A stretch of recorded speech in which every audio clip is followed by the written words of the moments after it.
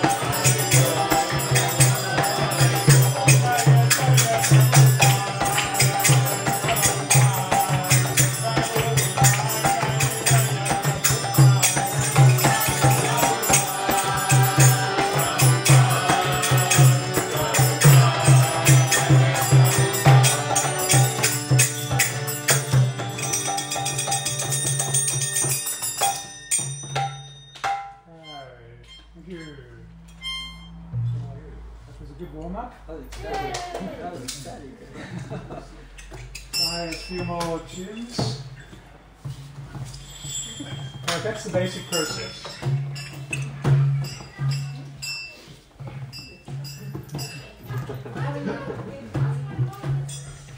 First time on the cymbals.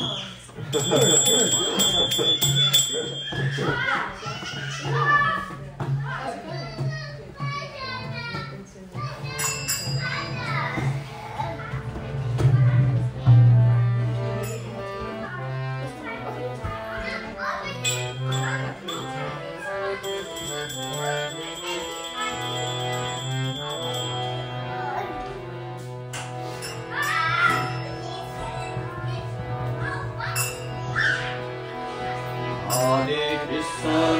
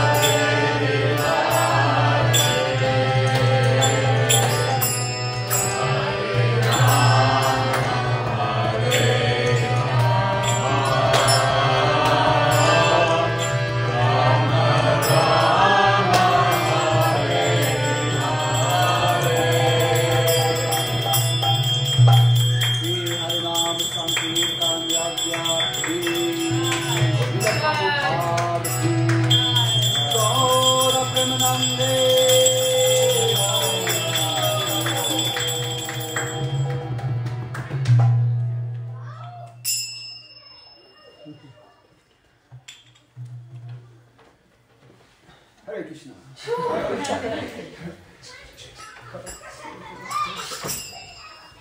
Thank you very much, everybody, for chanting so wonderfully. We're going to reach one of the key.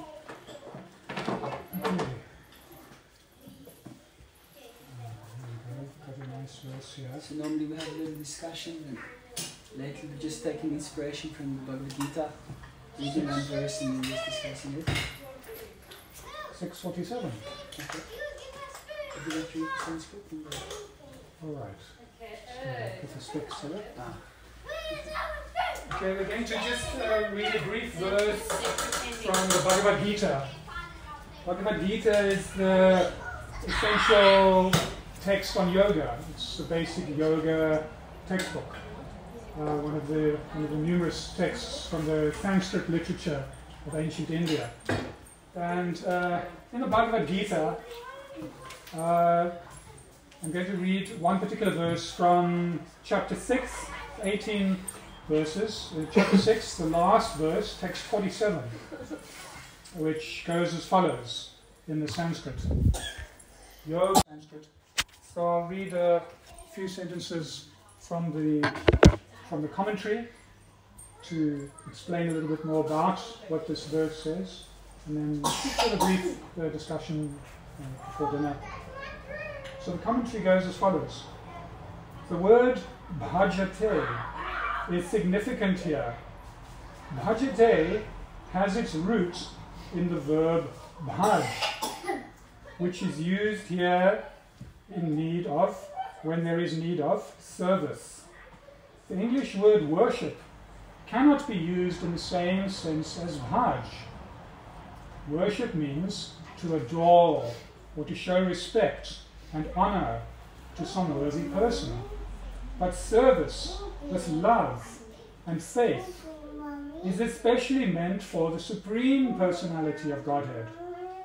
One can avoid worshipping a respectable man or a demigod, and may be called discourteous, but one cannot avoid serving the Supreme Lord without being thoroughly condemned.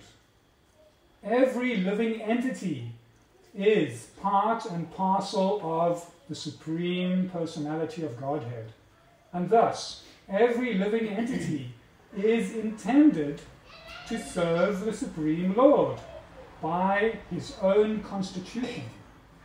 Failing to do this, he falls down. The Bhagavatam confirms this as follows. Bhagavatam is another of the Sanskrit texts, which says, Yaesham Purusham Shakshad Atma Prabhavam Ishwaram Na Bhajantya Vajananti Stanad Drashta Atyantyaha. Anyone who does not render service and neglects his duty unto the primeval Lord, who is the source of all living entities, will certainly fall down from his constitutional position. In this verse also, the word bhajanti is used. Therefore, bhajanti is applicable to the Supreme Lord only, whereas the word worship can be applied to the demigods or to any other common living entity. The word avajananti, used in this verse of Srimad Bhagavatam, is also found in the Bhagavad Gita. Avajananti mam mudha. Only fools and rascals deride the Supreme Personality of Godhead, Lord Krishna. Such fools take it upon themselves to write commentaries on the Bhagavad Gita without an attitude of service to the Lord. Consequently, they cannot properly distinguish between the word bhajanti and the word worship. The culmination of all kinds of yoga practices lies in bhakti yoga. All other yogas are but means to come to the point of bhakti in bhakti yoga. Yoga actually means bhakti yoga. All other yogas are progressions toward the destination of bhakti yoga. From the beginning of karma yoga to the end of bhakti yoga is a long way to self-realization. Karma yoga, without fruitive results, is the beginning of the path, when karma yoga increases in knowledge and renunciation, the stage is called jnana yoga. When jnana yoga increases in meditation on the super soul by different physical processes, and the mind is on him, it is called Ashtanga yoga. And when one surpasses the Ashtanga yoga and comes to the point of the Supreme Personality of Godhead Krishna, it is called Bhakti yoga, the culmination. Factually, Bhakti yoga is the ultimate goal. But to analyze Bhakti yoga minutely, one has to understand these other yogas. The yogi, who is progressive and therefore on the true path, let me say it again. The yogi who is progressive is therefore on the true path of eternal good fortune. One who sticks to a particular point and does not make further progress is called by that particular name. Karma yogi, jnana yogi, dhyana yogi, raja yogi, hasa yogi, etc. If one is fortunate enough to come to the point of bhakti yoga, it is to be understood that he has surpassed all other yogas. Therefore, to become Krishna conscious is the highest stage of yoga. Just as when we speak of the Himalayan, we refer to the world's highest mountains, of which the highest peak, Mount Everest, is considered the culmination. It is by great fortune that one comes to Krishna consciousness on the path of Bhakti Yoga, and to become well situated according to the Vedic directions. The ideal yogi concentrates his attention on Krishna, who is called Shyama Sundara, one who is beautifully colored as a cloud, whose lotus-like face is as effulgent as the sun, whose dress is brilliant with jewels, and whose body is flower garlanded, illuminating all sides of his gorgeous luster, which is called the Brahma Jyoti. He incarnates in different forms, such as Ram, Nrisimha, Varaha, and Krishna, the Supreme Personality of Godhead. And he descends like a human being as the son of Mother Yashoda, and he is known as Krishna, Govinda, Vasudev. He is the perfect child, husband, friend, and master. He is full with all opulences and transcendental qualities. If one remains fully conscious of these features of the Lord, he is called the highest yogi. Just Hello. Sorry, Greetings. Just reading a small verse from the Bhagavad Gita, which is essential textbook on yoga. There are many others. I'll just say a few words for a few minutes, because on the path of Bhakti Yoga, which we practice here, we're more trying to cultivate love and devotion. It's a process from the heart. So practices like singing and music and eating fine food, which is being offered, in a small ceremony to Krishna, these practices facilitate love and devotion, and they're part of the bhakti process. It's more to facilitate of the three doshas, the kapha dosha. Kapha dosha is facilitated by music, sweet music, and beautiful food. The other practices of yoga, like jnana yoga, which you heard about mentioned here, is more about knowledge and philosophy. That's when one sits down to discuss philosophy and analyze ideas, from a philosophical point of view. That's the yoga of knowledge, or jnana. Jnana is a Sanskrit word meaning knowledge. Vigyan means realized knowledge. So jnana yoga is more the process of philosophy. But we're not too much into jnana yoga, so we won't talk too long. We'll just skip this and go into the bhakti yoga part, which is more concentrating on the music and the fine food which is offered, a wholesome, good sattvic food which is offered in a small ceremony to Krishna as a sacrifice. That's part of the bhakti yoga process. But as you heard here, there are numerous paths of yoga. And if you look at Bhagavad Gita, you can see chapter 3 is called Karma Yoga. Then there's chapter 5, Karma Yoga, Action in Krishna Consciousness. I read from chapter 6, which is also Ashtanga Yoga. Then, you can go on eventually to chapter 12, which is specifically called Bhakti Yoga. And there's also a discussion of the other types of yoga in here.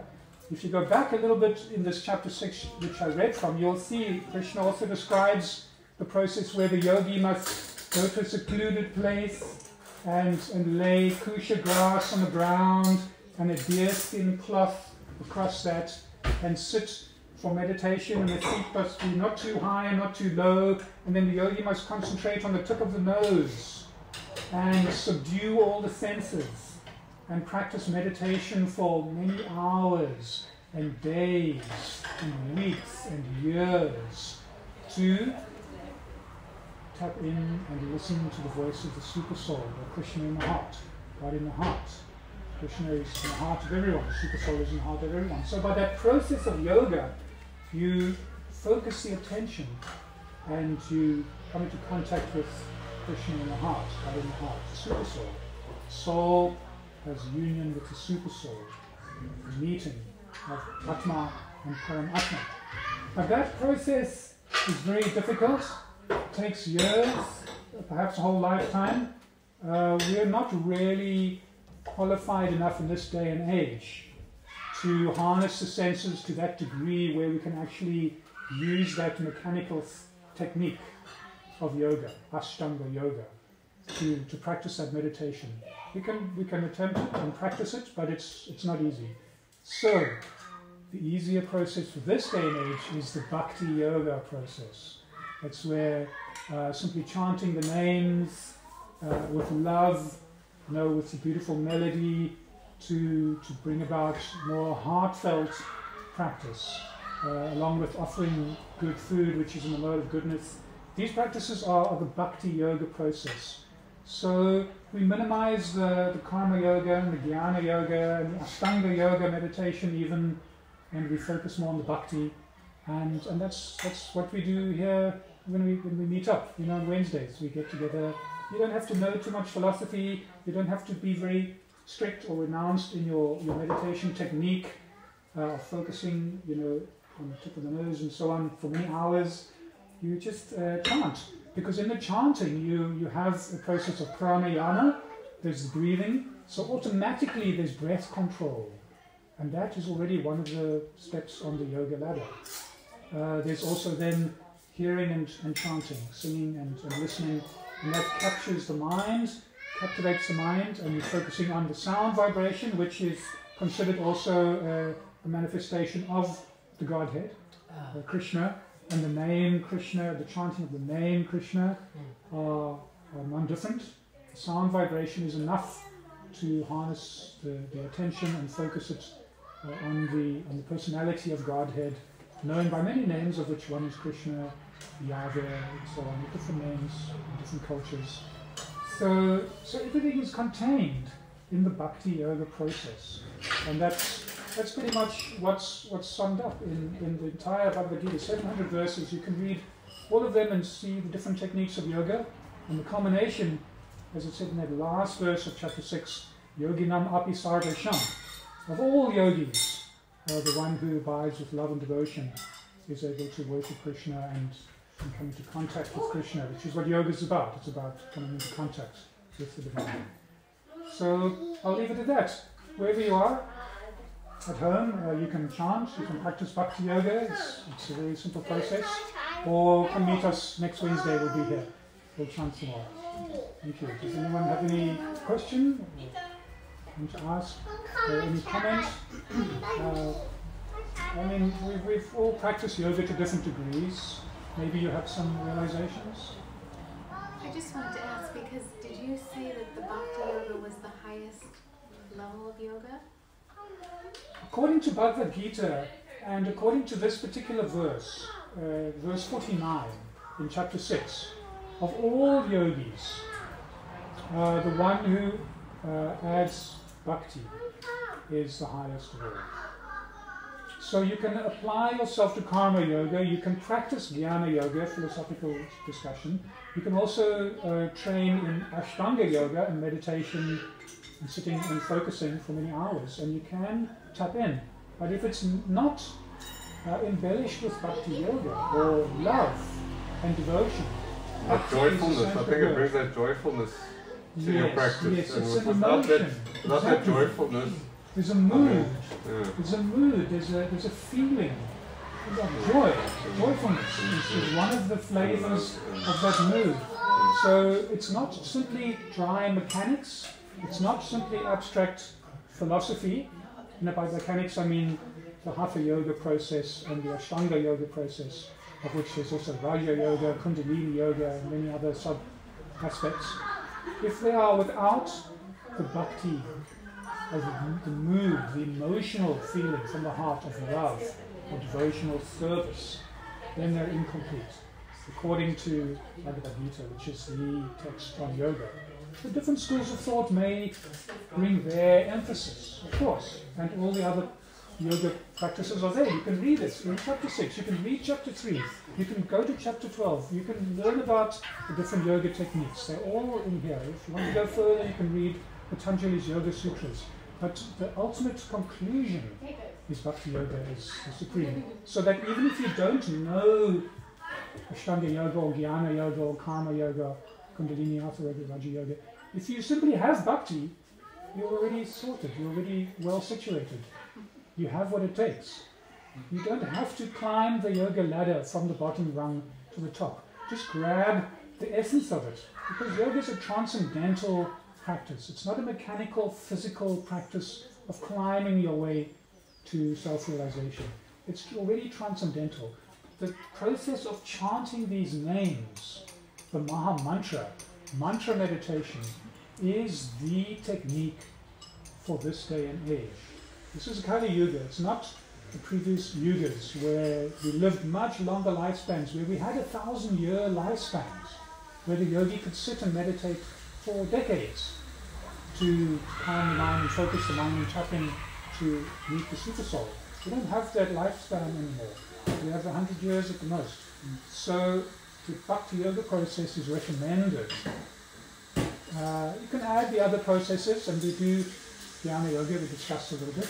We do Karma Yoga, we offer our material karmic rewards to Krishna in service. We do some kind of service with our material facilities, but specifically Bhakti, as you asked, yes, this is all you need. It's also not like there's a catalogue of yogas where you kind of open them up and like, should I pick Karma Yoga or Jnana Yoga? And because actually we've been conditioned to associate different meaning to yoga than what it actually is, because of the Western yoga scene. And in its grossest form, it's kind of like this yoga studio is better than that one. It's like that's kind of the whole. But actually, it's more like an analysis of the inclination. Remember, they're talking about souls here, not about bodies. So we're talking about millions of lifetimes. So the inclination of the soul, of how it tries to connect to God. Because yoga means to connect to God. That's what yoga means. And so before there's even yoga, this what he was explaining, they call it the yoga ladder, where you have this progression. And it starts with karma. Karma means many things. It means work, it means pious work, and it also means just action and reaction. So, but in this case, karma means pious work. And then akarma means no work, and then vikarma means bad work. No, sorry, it's the other way. Vikarma is bad work or negative activities, and akarma is no activities, which basically means transcendental activities. So, but that's another thing. So then when people actually perform in karma, there's certain processes of worshipping different deities in this whole pantheon, and the sun and the moon, honoring the ancestors, worshipping so many different beings who are providing us with just the ability to live. And so we're acknowledging them. And in doing this, we're actually accumulating pious merit, which we then can use to attain higher destinations after this life. You can go to higher realms in this universe, where you can where there is unlimited amount of pleasure available for those who can get access to it. You live very long, you don't suffer old age, you don't suffer disease, like bad news doesn't happen there. I'm 35, I've already had a bad news. So it's so the heavenly planets are very nice, but after those it's like a holiday. After you finish there, you descend down to this plane again in this human form of life. And if you misuse it, you can go down. But then after doing this for millions of lifetimes, one might still feel unsatisfied because you're still doing it again and again and again. And then naturally one comes to the conclusion, but there must be more to it than this, more than just being pious and just being a good person. So that's where karma yoga comes in, where they naturally start, they're still doing their work because what else you can do, but they're renouncing the fruit. The result that comes from it, they're just like, no, I'm gonna give it up for something higher, because this thing every time is just this loop basically that I'm in. I get the fruit, I eat the fruit, and then that seed fructifies in another tree, which means I have to take birth again to enjoy the fruit of that tree, and it's just this ongoing cycle. So this is just a natural progression where a soul then comes to that point of karma yoga, where they're performing the activities, but they actually acknowledge that actually this whole universe is not meant for me. This universe is not just meant so that I can enjoy myself. There's a higher purpose, which is to please God. But this is like a very entry level understanding of God. So then they're willing then to give up the results and say, okay, it's meant for God. So at least willing to acknowledge His supremacy. So then after doing that for a while, one might also think, why do I even need to engage in these activities? So you start to become more thoughtful. So that's where the Jnana Yoga process starts. Just naturally one starts thinking about, if I'm the soul, which has nothing to do with this body, actually, and I'm eternal, then how come I'm forced to have to do these things? What are these? And then you start to think about that, so that philosophy comes in, these laws of nature which we're forced to live by. I have to die. Nobody wants to die, but everyone has to die. Why? I don't want to die. How can I not die? So this is the philosopher. This is Jnana Yoga. And you're also trying to approach to God. And anywhere on those things, it can be mixed with all kinds of other things, but they're talking about purely the intent of linking with God. But it can be mixed with other stuff like, I don't know, you want to understand God, but there's an element of pride in it also. You want to appear very scholarly. So that's not yoga. So when you strip them off. But that doesn't mean if you have that, you're not practicing yoga. It just means that you're in an impure state. So then after you've actually come to that realization, actually where you can perceive, I'm a soul. And you're actually experiencing, they call it the Brahma Bhuta stage, where you're on the spiritual platform, where you're not being bewildered by the duality of this world, even though your body and mind is subjected to it, but you are present beyond it. So then you start going deeper within, which is then the Ashtanga Yoga process, with the mysticism. And then now because you understand, okay, this body is just a tool, so now I'm going to use this tool to try and go as deep as I can. So then Ashtanga Yoga comes. You're purifying this body, you're oiling all the mechanics by different yoga postures, so it works nicely. The breath can go very easy because the breath and the actions of the mind are very intimately connected. If you do pranayama and you breathe very slowly, it's very easy to just stop the mind. But if you're driving in your car and you just try to get your mind to shh, it's almost impossible. But if you start breathing slower and consciously, then you can find the mind becomes more malleable to your wanting to stop. So this is where the pranayama stage, and then you're sitting for a long time with this breath which practically stops. So some yogis, they would go underwater for 6 months at a time, and they'd come up just for one breath of air and they'd go back down. Because underwater it's peaceful, no person will come and disturb you there. So they're like that. So that's Ashtanga Yoga. But eventually when you see the super soul in the heart, then you realize, but here's another person in my body. I'm not just the only one here. I'm not the only sentient being here. There's somebody else. So then, therefore, for that yoga then to be complete, there has to be a relationship. Who's this person? So that's where the bhakti comes in. So therefore, this natural progression is there. And Krishna is suggesting, so if at the end of this millions of lifetimes, you're anyway going to end up by bhakti. Bhakti means relationship. There's no relationship without love and service. Otherwise, it's just business. Yeah. I pay you some money, you do me a service. Transaction. Yes. Yeah. But bhakti is love. It's like, what does the mother get out of the child? Very little sometimes. A lot of problems, a lot of hassle. It's like headaches and grey hairs. But still she does it out of love. Not just out of duty. I don't think you can do it just out of, oh, it's my duty to take care of this child. I don't think that's enough. Maybe for some, but not for me. I think so. So therefore, love is the natural, innate love which is there. So I think that is maybe the closest material example we can find of spiritually. That also has to be there with our relationship with God. So therefore, Krishna is saying, if you just practice bhakti, then when you meet that person, automatically knowledge of that person is there, and automatically some exchange will be there. So activity will also be there. And because you want to do something for the pleasure of your beloved, that's karma yoga. You're doing something, you're renouncing the food. So automatically all those other things are being done, but they're being perfected and surpassed. Because those karma yoga and jnana yoga in and of themselves don't have that aspect of love and service. Because it's a bit more impersonal. But they fructify, they mature into full-blown bhakti. So therefore Krishna says, why don't you just go straight to bhakti? If that's anywhere where it's going to go, just put your consciousness there. And then, so why waste time? Nothing wrong with these other processes of yoga. If one has an inclination to do that, then that's fine. But then, do it with bhakti. Do your karma yoga with bhakti. Do your ashtanga yoga with bhakti. Do it as an offering to God. And then you'll feel so much more satisfaction from it. It is like that. So it's not like a sectarian thing where they say, no, this one's better than that one. It's actually more just an objective analysis and to see what is actually the essence of a particular practice and why beings are inclined to a particular way depending on where they are at in their evolution of their consciousness. Because we all just, but eventually everybody's trying to get to God. So Krishna also says, Yayata mam prabhatyante tamsata vijamyaham. That everybody follows my path in all respects. Everybody's actually just trying to find God. Even the atheists, by trying to believe there's no God, they're also looking for God. Because otherwise, why are they not satisfied with what they have? It means that's not what they want, but they don't know it. So we have these things, I've got my combi, but maybe I don't realize it's actually not what I want, because this will not satisfy me. But if I have love for God, then those things I can use in life, in service. But the thing of it in and of itself is not what's going to satisfy. It's not what I want. We think it's what we want, but it's not. And that's why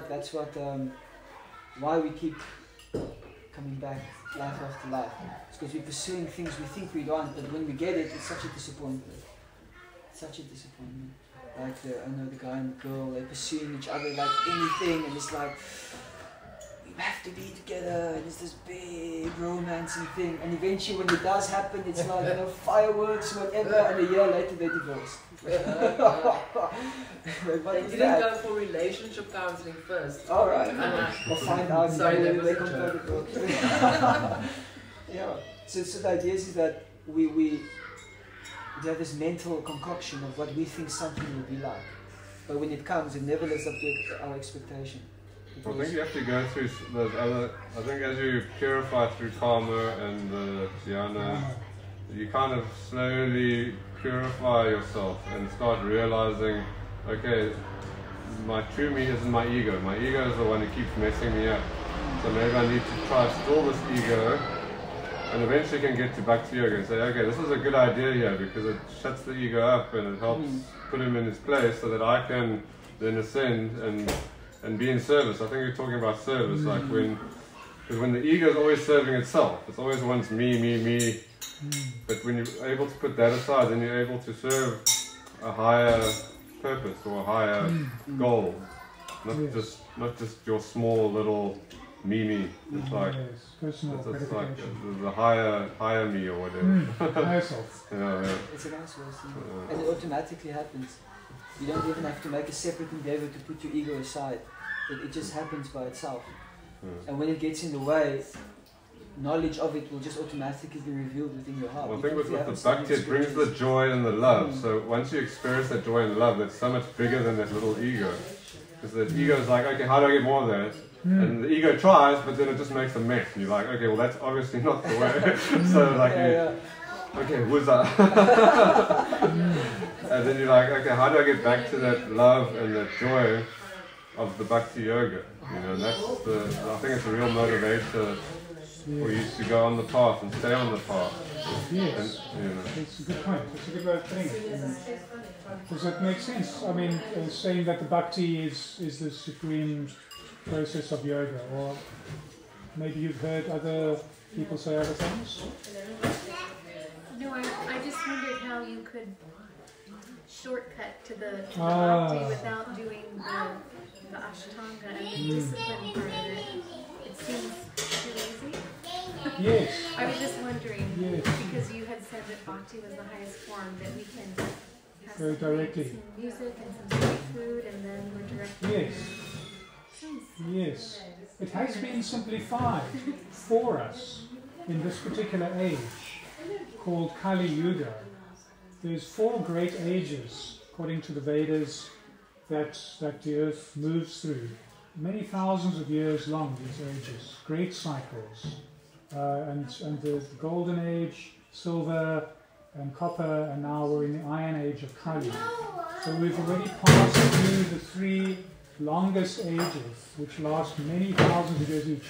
We're now in the final age called Kali Yuga. It started about 5,000 years ago, according to the astronomical cycles and the description in the Vedas. And in this Kali Yuga, the Iron Age, we've lost a lot of our finer capacities. So, like I say, we don't live as long as we used to. According to the Vedas, the previous ages, people lived 1,000 years, and they had greater capacities. Now we've lost all of that. So we can attempt the Jnana Yoga process and the Ashtanga Yoga process, for meditation, and it may take us more than one lifetime. Whereas with the Bhakti path, you don't need to know the techniques. It's by going directly to the process, which includes this chanting, call and response technique. It's a yoga technique, it's a meditation technique.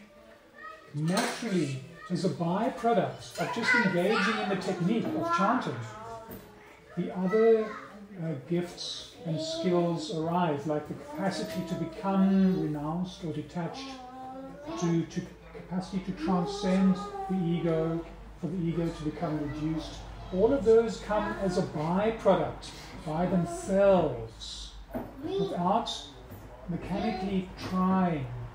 They just appear as secondary effects of applying the process of bhakti, which includes specifically chanting.